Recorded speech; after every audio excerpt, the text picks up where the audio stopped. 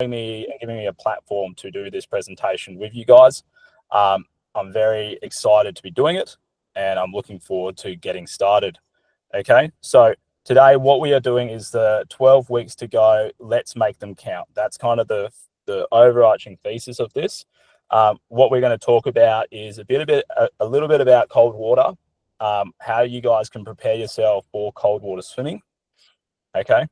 A little bit into the swim program, and then a little bit more on the gym program side of things, as that's my core business, and I'm going from there on that. So just quickly, who am I and why am I here?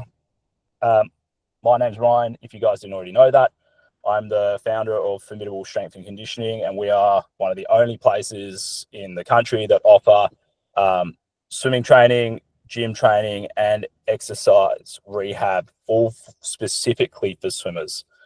We run that in Perth. We also run that online for certain programs that we do. Why am I here? A couple of years ago, when the Geo Bay first decided to start, I went down just to go check it out, and I was blown away by how friendly the event was, how inclusive it all felt, and the way that it was set up. So, not everyone had to be, a certain type of swimmer. You didn't need a boat. There's a lot of restrictions that a lot of other swims have that were just taken away, and it was really such a great day, even though it was a challenging day with the weather. But I was just blown away by the event, so I reached out to the guys straight away and said, hey, can we start a partnership here? And we have been in partnership ever since. So that is why I'm here today, to talk to you guys and help you guys prep for the last 12 weeks. Okay? And quickly, just about Formidable. Like I said before, we've been a strength training for swimmers since 2016. We've been the swim training provider for the City of Perth Swimming Club and our adult program that runs out of Beatty Park. We've been doing that since 2022. And in the last year, we've had a swimming specific rehabilitation program that we are also running out of where we run our gym facility. So we really do have, all three aspects of making sure people are prepared for their events, covered here with the gym side of things, the swim side of things, and the rehab side of things, or injury prevention side of things. Okay. Over the last couple of years, we've been, quite fortunate to have a lot of very good swimmers with us that we've managed to break, 5 world records. Andy is in the photo, but it wasn't all Andy. We had 2 other people break world records as well during that period of time. We've also been awarded the WA Strength and Conditioning Program of the Year for 2025. And we've had over 2,000 swimmers achieve their goals during our time. And that's the one I'm most proud of, because most of those guys that do that aren't guys breaking world records. They are guys like yourselves who are looking to, swim an event, make a crossing, or just start getting into the pool. And that's realistically what we're really passionate about here, and want to make sure that we can continue to provide for moving forwards. Okay, so what are we going to be looking at today? Briefly touched on it at the start, okay? But we're going to touch a little bit on cold water tolerance training. So how you can start preparing yourself for cold water swimming, and what you can do from now on, pretty much. Swim preparation for the next 12 weeks, okay? And this is based on our swimming program that we run out of Beatty Park. I've got Owen to build out what we're doing for the next 12 weeks for our Geo Bay guys in the lead up. It's an overall plan. It's based on solos, but I'm going to go through, for you guys who are doing teams and different things, and maybe duos, I'm going to go through how you can, adjust some of the program there and make it a little bit more specific to you. And then we're going to go through what I am the most passionate part about, and that is the strength training for the next 12 weeks of this preparation. This is a very specific strength training program that I've developed, and it is a 12-week comp prep, and it does not require you to have any gym experience at all, or be in a gym currently to be able to do this. If you are currently doing gym work, you could slot this in and do it very well as well, and get a lot of good rewards out of it specific to your swimming. Okay. So before we dive in, there are a few things that I would like to make sure that you guys are aware of. We want you guys to engage, take notes, ask questions as much as possible. So we will be offering a prize at the end of this presentation. It is a free assessment with our team in Perth for someone who Claire believes is engaging in the group chat, asking good questions and providing good feedback as we are going along. So please do not be afraid to jump in that group chat and go for that. It's a $300 assessment and you'll be able to get that for free with the reporting afterwards as well. Okay. There is in the group chat, I'm not sure if Claire's put it in there yet or it's already there. The macro plans, please make sure you've got that handy and you can start looking at that for us now. Okay. Don't edit anything on it just yet. It isn't the non-editable option, I don't think, at this stage. And then obviously engage and ask as many questions as you can. Okay. Again, I would like to provide you guys with as much value and as much insights as possible. And I understand that there is going to be a range of people here from different levels and abilities. So if you do have a question, don't think that it's silly or that I'll be too afraid to answer it. I'm generally pretty open. I generally want to just make sure that you guys get as much as you can out of this. So you have the best 12-week prep that you possibly can. Okay. So dealing with the cold, and I've come up with, this is 5 things that I talk to our swimmers about and our guys about. So there's 5 real components here that I feel are very important when you're trying to deal with the cold and prepare yourself for a colder water swim. Now, the Geo Bay is a cold water. It's called the Cold Water Classic, mainly because of the time of year, but relatively it isn't that cold compared to some of the other swims that we've trained people for, like North Channel and stuff like that. However, it still does take a bit of acclimatization because you only need to be, you have to be ready for what you're ready for. So these 5 things are going to help you with that. Some of it is in preparation for the event and some of it is at the event. Okay, so number 1 is going to be practice. You do need to start getting in the water and swimming in the ocean and getting some cold swims done. Number 2 is a bit of a cold water acclimatization plan that you guys can do if you like, including ice baths. Feeding schedule, the frequency, I believe, is more important. Something about warming your feeds up, and then obviously positivity is a big one at the end. So let's dive in. So it's realistically, guys, if you're looking to do the cold water swim and you're a bit worried about swimming in the cold water, you need to start doing that now. So the time to start practicing that is now. Okay.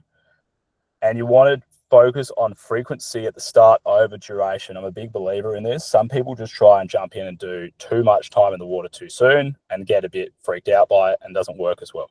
Start slow and try and do it often. Weekly is a good way to start. Okay. And I like to measure it on time in the water versus the distance in the water when you are starting out. Okay.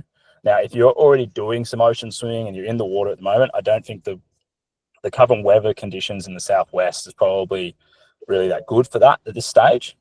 So make sure that you're starting to get in the water, obviously when it's safe to do so, and getting some cold water swimming done, and focus on your time in the water, not the amount of distance you are swimming at this start point. Then obviously look to progressively build that up in line with your training program. Or a good way to try and build it up is just adding 5 to 10 minutes each time you do it. And it's more about just building that mindset in the water that you're okay in there and you're fine. And the last thing obviously is make sure you're doing this safely. Know the risks involved of hypothermia, know the warning signs, do it with someone else. The next one is a bit of cold training. And this is something that we did a lot with a lot of the guys who do our North Channel swim. Ice baths can be used for this. It works quite well. But what it is just getting in an ice bath and just spending some time controlling your breathing and understanding how your body reacts when it gets cold and being able to deal with that. Okay. So the way that we did this, and we did this with Andy before his North Channel swim, because it was something he was quite worried about, was we jumped him in an ice bath and we just said, hey, let's just see how long you can last. He only lasted about 30 seconds because he was he wasn't very good at it at that stage. But that was his baseline, and we kind of built out a plan around that of progressively building that out. So he'd come around every week and jump in the ice bath, and we would do 30 seconds. We did 3 rounds of 60 seconds in, 30 seconds out. Then it would take a big break and then go from there. Now, the key thing with cold training is your breathing. just control your breathing. Deep breaths in, deep breaths out. They're really going to help you get through this. And it's just about building, a bit of mental fortitude around this and getting used to being in the cold. Okay. The next bit is your feeding. Okay. Feeding for me, especially when you're looking to, I think a lot of people feed not regularly enough. I think you want to be feeding as often as possible. A lot of our guys do 20 minutes. I know other people do longer, but I feel like it's quite important, especially for soloists. Make sure all your feed stuff is with the paddler, and your paddler is very aware of what your feed schedule is going to be, because they're the one who's going to drive this more than you. You should not be feeding on demand in an open water swim like this. You do really need to have a structured plan. Every 20 minutes works well, but you are going to have to practice this beforehand, so you'll know how your body reacts when you're putting fluids and stuff like that, or what feeds you're putting in your body. Okay. We don't really have enough time right now to go over what feeds and stuff like that and all of that stuff. But in terms of the frequency of your feeding, you do need to really aim for a shorter period of time and not leave it too late, because it's very hard to catch back up, but it's very easy to stay on top of if you just keep it nice and frequent. Okay.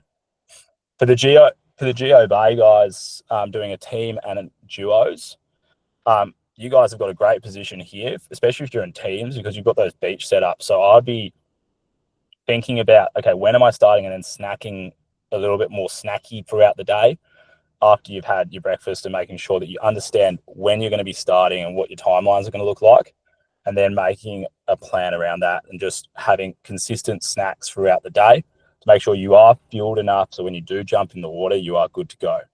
For your duo guys who might be doing stop to stop, or whatever strategy you might want to go with, you need to be thinking about how you're going to do that, and then feeding in between transit points. Okay. The frequency, having a higher frequency of feeding is not only going to just help you with the cold, but as I've written down here, it's also going to really help with the performance outcome that you can get here. You do not want to be going in too much of a deficit and losing that glycogen stores. You really want to be staying on top of it. And one of the other things that is really important, and something that helps a lot of people out, is having warm feeds. Now, I've put this Yahava Coffee Works picture of a coffee here purely for sponsorship antics more than anything else. However, people do low caffeine into their swims, and I do know someone who has put coffee into one of their feeding rotations before. But having a warm feed is actually, as gross as hot Gatorade sounds, can really be what really picks you up when you're starting to feel cold. And one of the main things of advice that I've got for you guys is not to start this warm feeds when you feel like you're starting to get cold. It's more of a thing that you want to just rotate it into your feeding strategy, almost from the start, and go from there, and have some extras on hand. So just a thermos of like some hot Gatorade. You'll need there's a lot of prep involved, or hot flat Coke's also a good one, that you can do throughout the swim. And the last one, guys, for this section is positivity. Staying positive in the water is critical when you're trying to deal with cold water swimming. You really do want to make sure that you are staying positive and ready to go, and keeping yourself upbeat, because once those negative thoughts come in, it's very easy for you to start getting cold and having that negative effect from the cold water. The team around you is important, whether that's your support team, your teammates, whoever it may be, your paddler, to making sure that you're staying positive and you're having stuff going on.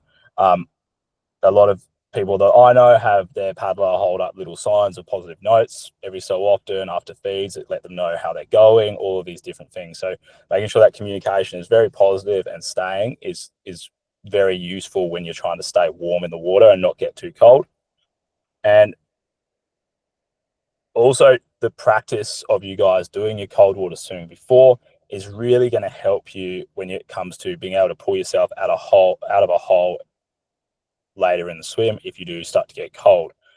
Okay, this is where all the training that we've done beforehand in terms of jumping in the water and doing the ice baths and being able to control your body when it's starting to get cold and move through.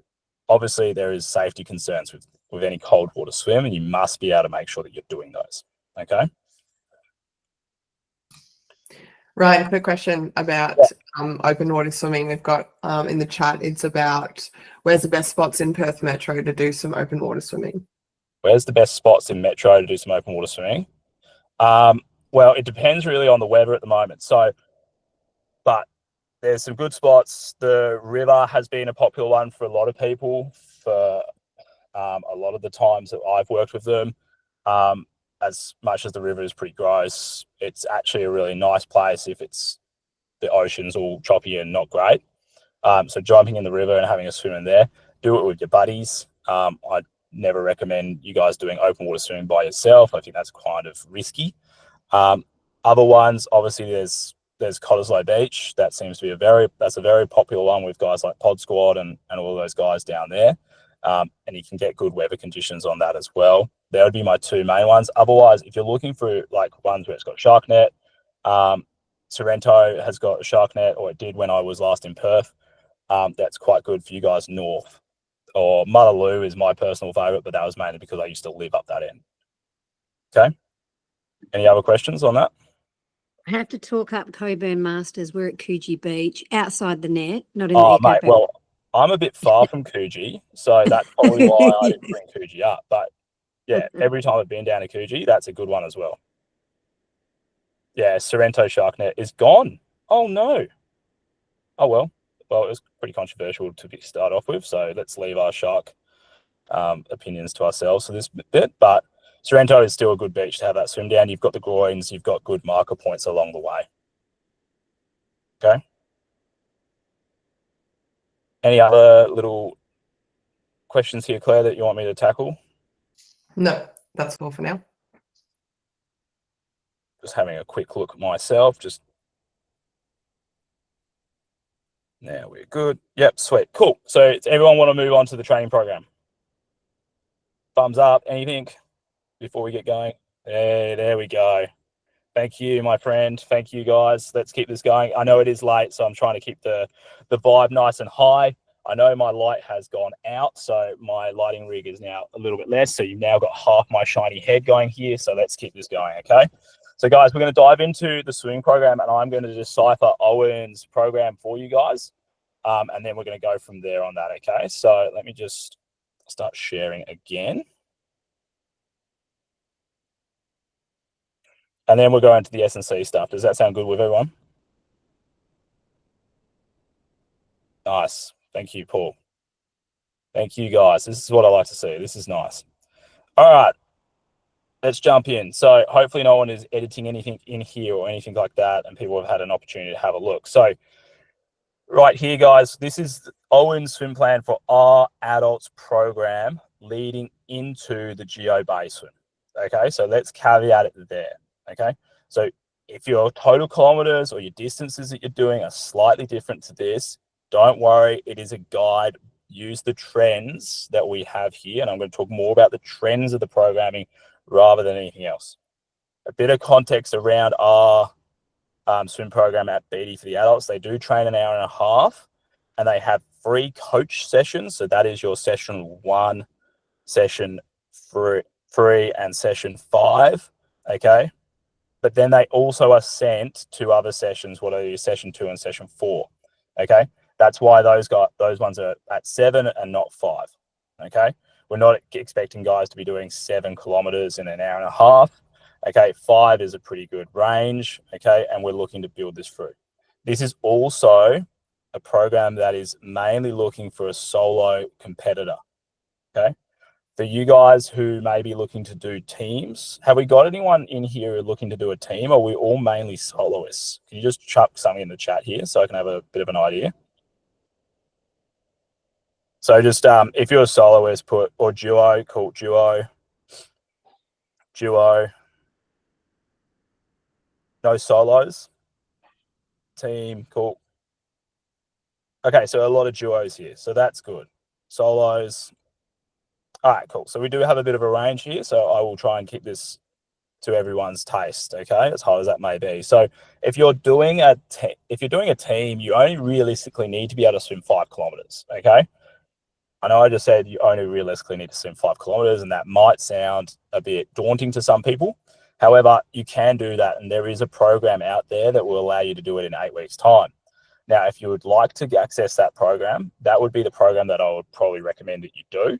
It will take you from 2 to 5Ks in 8 weeks' time, and I'm giving my own program a plug here. And you can also download that for free from the Geo Bay website. That is the program we put out last year. If you're already doing more than that, great. You're in a very good position, and just keep doing what you're doing and building up. But let's talk about the trends here of what we're looking at, okay? So Owen's session focuses, okay, is we have an aerobic maintenance session. We do a heart rate session, aerobic, and a bit of speed. Speed is critical for distance swimming, okay? Heart rate session and a pool session. We also then have our over distance and ocean swim that people can do, okay? Now, these are plugged in here, and I would recommend that you guys, obviously, if the weather is safe in Perth to do so, is to start getting in the ocean. If you haven't been doing any ocean swims, you don't necessarily have to start at 5 kilometers. Just start ticking away and building them up nice and slow, okay? How many of you guys know what kilometers you're currently doing per week? If you want to put it in the chat. Unless that's too much of a personal question for some people. So if you know, whack it in the chat. It gives me a kind of a bit of a gauge of what we're working on. 10Ks a week, 10 to a 12, cool. 16, cool. 9 to 12, cool.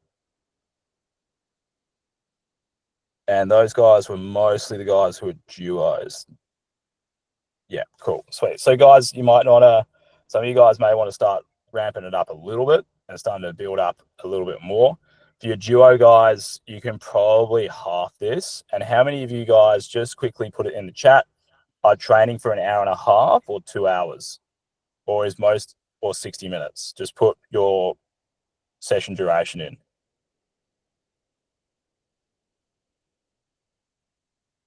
90 minutes, cool. Yeah. 60 to 90, 60 to 90, 60 to 90, 70 minutes, cool. Yeah, Paul, yeah, 60 minutes needs to up this. Yeah. Okay, cool. So guys, if you're doing 60 minutes, like, we would be looking at 3Ks for these three anyway. Okay, and then the extra 2Ks come from the extra 90 minutes. So if you're doing an hour, it's time to get it up a little bit. If you're doing 90 minutes, it's time to start moving a little bit further along the lines for some of you guys. But the key consideration for this first block, and this would be the first 1, 2, 3, 7 weeks, is setting your base load. Okay, so with Owen's program here, we've got a 34K total, 36, 39, 34. So it's a build up and then drop, build up over give it an extra couple of weeks, allow for an adaptation, and then drop again. Okay. Once we get into this stage here, we are just holding on and moving forwards. Okay. This is where potentially the open water series would have released some events that you may be able to do to help with your training process and getting in those ocean swims. Would highly recommend you jumping in and doing some of those events if you have capacity to do it, just because it's going to force you to do it, okay, and get you in and doing some competition. So if you're doing a duo or you're doing a team, I would still recommend you jumping in, just so you can actually plan out your swim, your ocean swims that we mentioned before, so you can get that cold water stuff going on. Okay. Is this all making sense to people? Thumbs up, thumbs down, thumbs up if it's making sense. Cool. And I am sorry that this can't be more specific to you guys in terms of exact kilometers, but as we've identified in the chat, we have people from all different backgrounds with all different training volumes happening at the moment. So I can only really tell you what we are currently doing and give you the trends that you need to follow around this. Okay. So build up for the first 3 weeks. On week 4, drop back down to the bottom of that rung. Build up, give yourself an extra week, hit your peak volume. Okay. Whatever that peak volume is going to be. Okay. Drop down, hit your peak volume again. Okay. And then this is your lead in to competition, and we just slowly, and please make sure you understand this, we slowly start dropping that down. Okay. So we go from 39, 38, 35, 34. Okay. And then we start having a week, the last week, we really start to drop it. Okay. Now, Got a for question for you, Ryan. Yeah. Sean's asked, as a duo, would you recommend doing the 10 or 5 kilometer events at open water swimming on the lead up? Sean, have you done a 10 before? No. If you've got an opportunity to do the 5 first and then see how you go, it'll be a good opportunity for you to practice your feeds. And this is something that probably will apply to everybody. Probably start with the lesser number. Use it as a really good opportunity. If you have the opportunity to get more than one in, depending on what the calendar comes out as, so you can practice your feeds and practice you racing with the feeds happening. Okay. A lot of people miss that step and they get to the event and it's a rough time. They have sore guts. It's not very nice. So Sean, maybe try the 5 first. Okay. And if you have another opportunity, then give the 10 a go, as long as it's not, 2 to 3 weeks out from the event. Is that better? If not, you may need to just do the 10 if you've done the training for it and see how you recover and make some adjustments from that. But you don't want to do the 10 and then be busted up for a week and then can't train and miss a week of training because of it. Does that make sense? Yeah. Roger that. That sounds good. Yeah. It's about I'd love to say do the 10, but at the end of the day, if we just smash the 10, you weren't ready for the 10 and then your shoulders are buggered for a week, you then miss out on, potentially 30 kilometers that you got in training. 100%. That makes sense. What would be detrimental to your overall performance, right? So use it as an opportunity. The open water swims, I'll be using those as opportunities to not really test out how good you're doing. Your training should be testing how you're going. The open water swims, I'd be using those to practice my feeds, get better in the cold water, and just get used to open water swimming a little bit better. I'll be using them more as skill sessions, like under pressure skill sessions, rather than like a test out, if that makes sense to everybody. Does that make sense to everybody? Yeah, no, that's good. Thanks for that. No worries, guys. That's the way that I would be doing it. Like, if you've got a different view than that, I'm more than happy to chat to you about it, but that's okay. Now, guys, before we move on to the S&C part, because we've got to keep moving here, and I do want to make sure that we've got plenty of time for questions at the end. When we're getting to this stage here, okay, so I'm just going to highlight this bit. These last couple of weeks as we're leading in, okay, what we recommend, okay, and this is based on all the guys that we've worked with, from guys who are, adults trying to do this to the guys who do this almost as a profession. Do not start your taper too early and don't be too aggressive with it, okay? For distance swimmers and distance swimming, and this is something we found in the gym as well, we like to keep the foot on the gas for you guys as close to the event as we possibly can. Now, we're not doing our peak volumes. See how that's there? That's 4 weeks ago, a week out. We have slowly dropped it down, but we haven't gone, 35K here and then drop 50%, drop 50%. What is, what a lot of people would standardly do as a taper, drop 25% here, drop 25% there, end up with about 50% volume, or however they want to do it, okay? It's really important, guys, you're doing a distance swim. We've found that people start to feel super funky if they drop too soon. And that includes the week of. You'll notice in our week of, we're still doing a 5, like that set is bigger than what they would normally be doing throughout the week. Then they've got their heart rate set, what is starting to drop, and then we are dropping throughout the week really consistently, okay? Now, for Geo Bay, I think that a lot of you guys, there could be a lot of you guys traveling, there could be a lot of you guys local to the Southwest. For the guys traveling, okay, this is really important to realize. When you are going to travel down there, it is important for you guys to jump in the water as soon as you get down there, okay? And that could be where your float swim and your taper swim comes in there, okay? That is so that, it's, if you're traveling from Perth, it may only be, 2 hours. However, it does make an effect, and it will affect your outcome if you don't get some movement in. We can do that dry land, or we can do it in the water. But sometimes I think that you guys getting in the water also helps just reset your brain and get yourself going.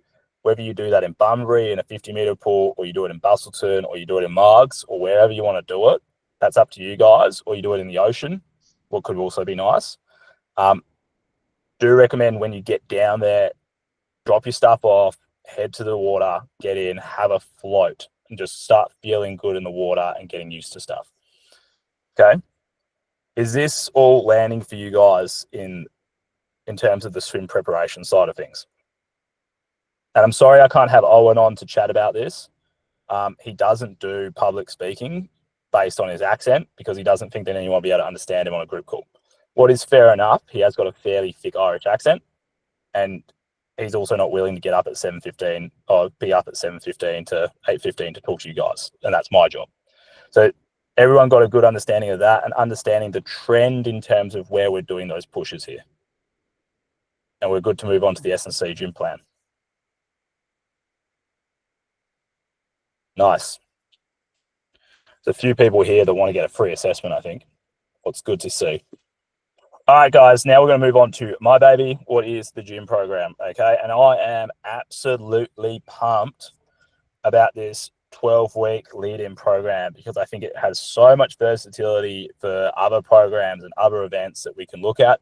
And the way that I've designed it is specifically in keeping guys in mind who haven't done any gym work currently. Okay.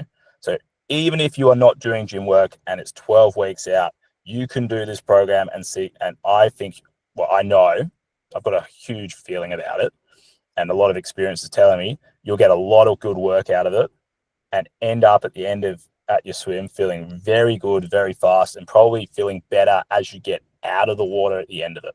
Okay. But hopefully a lot of you guys will end up making the distance. What's the main thing, right? So let's dive into it. Okay. So I have 3 pillars of swimming specific strength training that we've developed over the last, however many years. Okay. Number 1 is range of motion, joint stability, and then strength training with a purpose. Okay.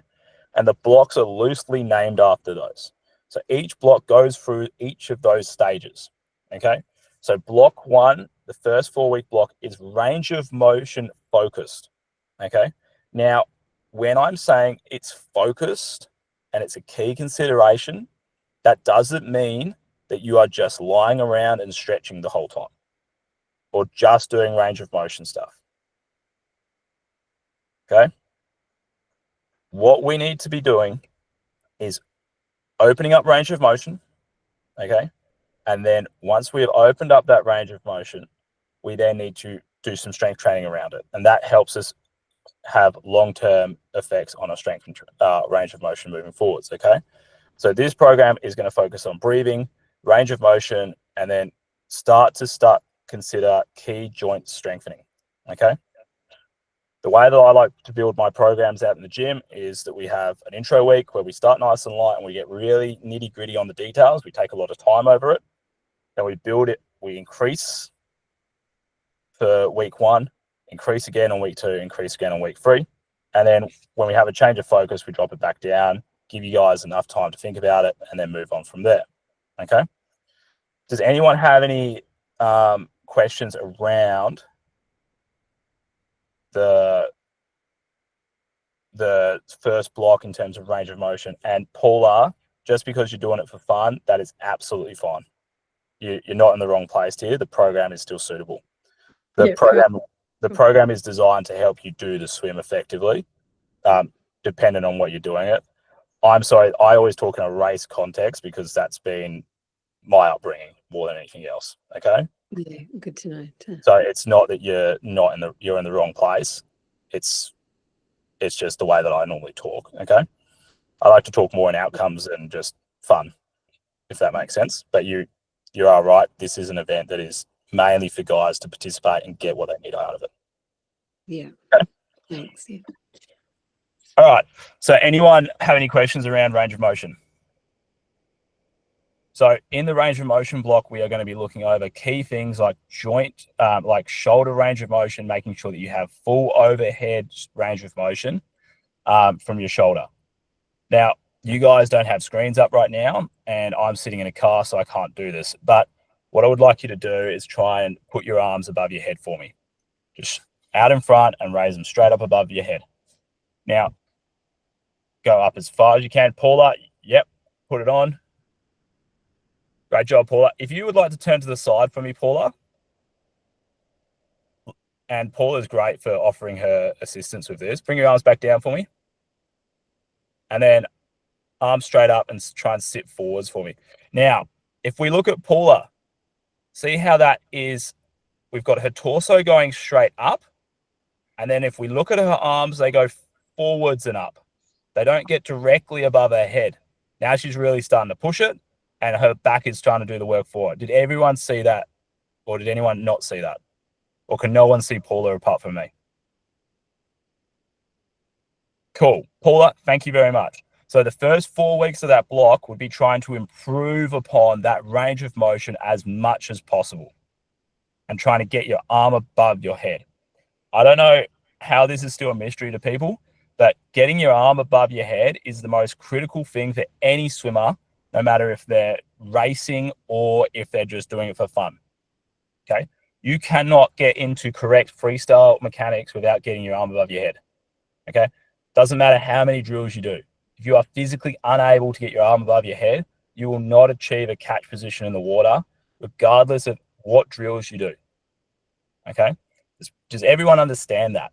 It's something I've banged on about for a couple of years now, so I'm hoping that people have a bit of an understanding about that. You will not be able to get into the positional demands of the stroke, okay, without compensating somewhere else, and that's the caveat. So if we notice when Paula really tried to get it above her head, instead of her arms actually changing at the angle, we had lower back tilt and she arched up, okay? So what Paula might do when she's swimming, and Paula, I've never seen you swim, so this is very vague, but great example, and thank you for jumping on and doing that. When Paula is swimming and she's trying to get herself in that overhead catch position so she can have an effective freestyle, start engagement point, what she might be doing is having a lower back extension and holding that for the duration of a swim, and that can cause a lot of like lower back tightness and fatigue, something that you don't want when you're trying to do a long distance swim. Okay? Yeah. If she's not trying to do that in the water, she might be dumping into internal rotation. Very convenient that you put that in the chat, just as I said, dumping into internal rotation. Okay? That would be amazing if we had planned that, but we hadn't. Just so everyone knows, Paula is not a plant. She is just, I don't know, Paula, I don't even know. She's an amateur. Yeah, yeah. Paula's just turned up, so this is good. Okay? So it can lead to a lot of internal rotation issues and stuff like that. So we need to make sure that we are mobilizing the upper back and getting ourselves with that overhead shoulder range of motion. And that is what block 1 is going to be focusing on a lot, and rotation. Okay? They're the two keys that I like to focus on, especially for guys looking to do a very heavily dominant freestyle event, is getting your arm above your head and being able to rotate throughout the trunk independently of your hips. That's what block 1 is going to be focused on. You still will be lifting some weights and you still will be moving stuff around to make sure that you get there. Okay? Block 1 sound good to everybody? Paul is pumped. I've got a hand up. Go for it, mate. Unmute and go. Oh, you meant thumbs up. Oh, well, thank you for your contribution. Then the next block, guys, we are going into joint stability. Okay? Now, remember, these are the focuses of this. It's not like we just go, all right, we're on block 2 now. We don't care about range of motion because, for example, Paula's shoulder range of motion may take longer to get all the way above her head than the first, 4 weeks. It may take a little bit longer than that. Okay? So we're still working on range of motion, but the focus is now changing from opening up to locking down joints in key areas. Okay? Now, the one that I really like to focus on, and it's the easiest one for me to explain on these presentations, is again the shoulder. So once we can get our arm above our head, and now guys, again, behind your imaginary screens, or if you want to put your screen on and have me critique you, I'm happy for you to do that as well. But you put your arms above your head as you did before, without dumping into your lower back and all the other things I've just mentioned that Paula was doing. And I want you to reach up as high as you can and feel a really big stretch from your shoulder up. Really try and reach and hold on to something above you. Okay? That is the most unstable position that your shoulder can be on, and it's probably a position that a lot of people take.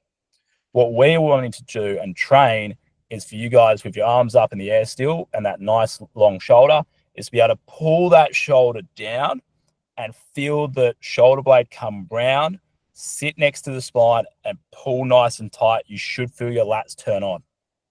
Okay? For some of you, the lats are this mysterious item that you've never felt in any of your swimming ever before, and all you've ever felt is your shoulders, and this is why. Okay? Has anyone ever had that experience when they do a pull set, they don't actually feel their lats working afterwards? They feel a lot of shoulder pain? Yeah. That is because, one, you either didn't get into the range of motion to start off with, okay? So we need to get you the range. If you have the range, it was because you can't stabilize, okay? Or you can't get that shoulder in the position. So when you go for your catch and pull, you can't hold it there. So the big muscles like your lat and your pec, that will help pull that through, don't do what they're supposed to do. And you rely so much on your shoulder coming forwards and rolling into the motion, and you don't get any lat engagement at all. Okay. If your shoulder comes forward in your stroke, it's impossible for your lat to do anything until the end stage, and it's too late by then. Okay. So that's an example of what we're going to be focusing on in joint 2, in block 2, is really stabilizing that, that shoulder joint and also your thoracic connection. Okay. So when we talk about this, we're talking mainly about trunk control. This is that core word that everyone likes to use in swimming and stuff like that, what I think is a bit of a bad term. But before we deviate too far on that, and Claire gets me I get in trouble from Claire, we really want to focus on the trunk control from the rib cage and the pelvis. Now I'm trying to balance my laptop and have an example at the stage. So this would be your rib cage and this is your pelvis, and they should align like this as you are swimming. So you'll be like that. Okay. Does my weird hand signals make sense? Great. What a lot of you guys are going to be doing, and we're going to rotate back up to here, is having your, say, this is you facing forwards where I'm pointing my finger, is a tilt there. Okay? Or a tilt there. Or a tilt there. And you are no longer in line. And that means if you are no longer in line and you can't hold that position there, and you're tilting like that, it's that lower back overcompensation. It is that lack of core stability that is not allowing you to deliver as much force as possible from what you're generating up top all the way through the body, and you are building resistance. Okay. I don't think I have to tell you guys twice that increasing the amount of resistance you are doing for a distance swim is going to make your life harder. Okay. Does that make sense to everybody? So there are 2 ways of talking about this. Thank you, Paula. Love the laughing face. Hopefully that wasn't a mistake. So that is our block 2, okay? And that is us talking about joint stability. Then we're going to work on strength, and that is block 3, okay? And when we're looking at our strength block over here, we are thinking about actually getting some strength work done, and we're going to do that through some things called contrast training and staying connected and building range. Now, sorry guys, I've had a big bad cough for the last couple of days, and it tickles me every now and again. So we're going to do that through some contrast training and some traditional strength training, where we're just going to look in that last 4-week block, keep it really simple and just get stronger and stronger and stronger, and then have our drop down a week out, a little bit of a drop down. When we drop down, okay, drop down the volume, not the intensity, okay? I'm going to say it again. Drop the volume in the gym, not the intensity. A lot of people just start throwing weights away and just start doing stuff at body weight. waste of time. You might as well not have turned up. Keep the weight high. Drop the amount of reps that you're going to do. We want to maintain the intensity because your tendons love, and I mean love, be put under pressure. And they will start they'll start getting slack very quickly if you've been doing a strength program and then decide not to do a strength program 2 weeks out. Okay? You will lose a lot of what you gained over a 12-week period in 2 weeks of not doing it anymore or just dropping it too much. You need to maintain the intensity so your joints are still having to do a lot of work and you're still having to put a lot of output out, but you just don't want to be doing it for as much time. Does that make sense to everybody?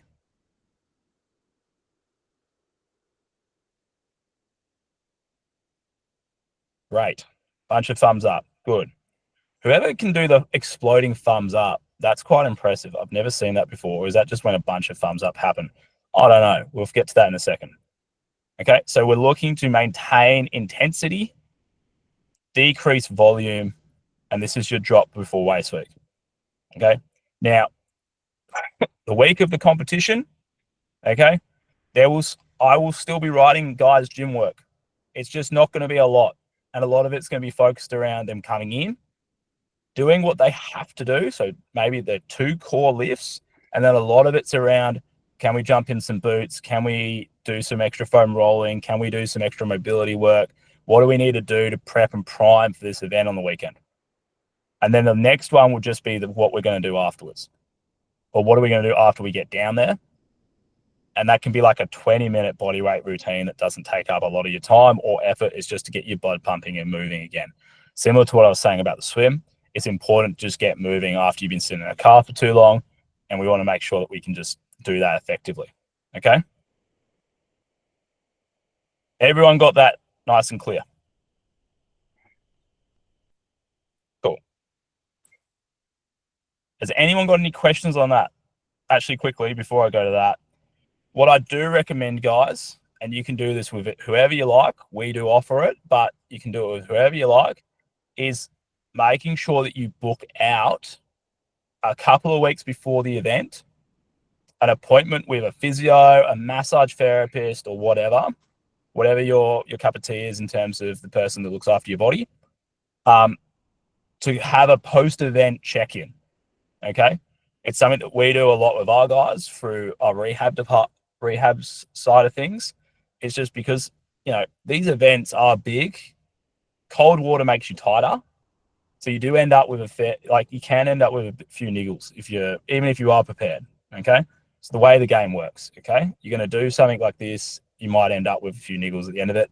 Even if you're doing a team, even if you're doing a duo, it's all relative. Okay, we highly recommend that you book in for some post-event care within the first couple of days after the event, and then we would program you out an exercise routine to be doing the week after, and then building up that intensity and getting you back up for your 3 weeks post-event. Okay.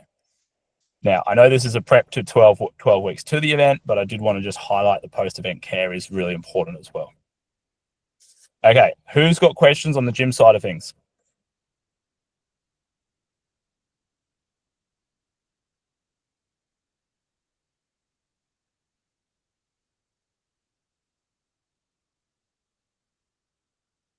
Nothing?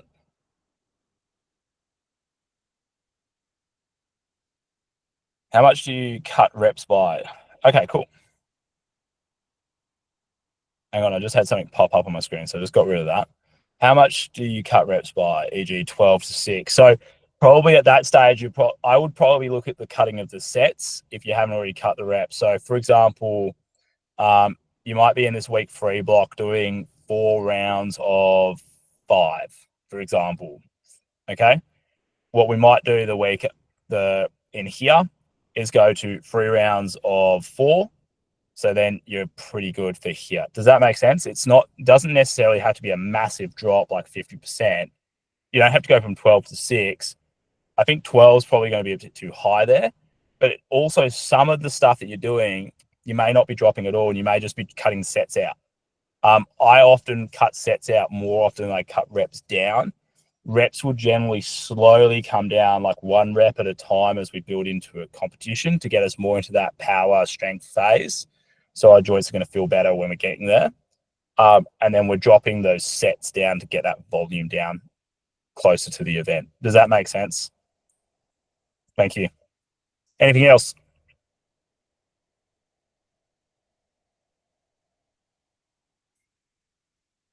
Nah, we're all good. Thumbs up if we're happy. Some happy people here. Good, good, good. Big explosion of thumbs. Excellent. Thank you. All right, guys. So I'm now going to bring us back to the presentation. So just bear with me for a second.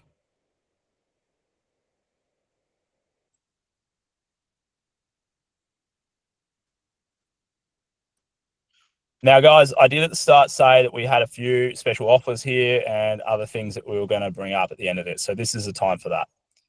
Okay, so let me just bring it up.